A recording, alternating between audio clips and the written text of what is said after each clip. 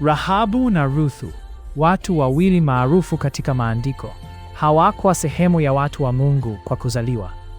Kama watu wote wa mataifa, walilazimika kumkubali Mungu wa Israeli na kutii sheria zake ili wapate baraka na ulinzi ulioahidiwa kwa Ibrahimu katika agano la milele.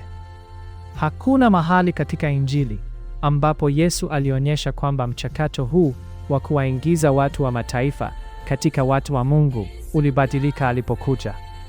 Yesu hakuunda dini mpya kwa ajili ya watu wa mataifa.